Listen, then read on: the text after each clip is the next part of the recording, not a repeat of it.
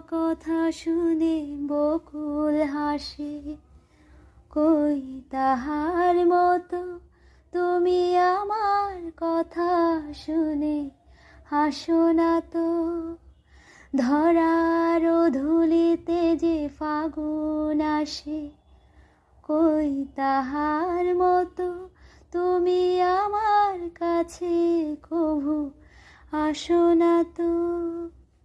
অলির কথা শুনে বকুল হাসে, কই তাহার মতো তুমি আমার কথা শুনে হাসো না তো।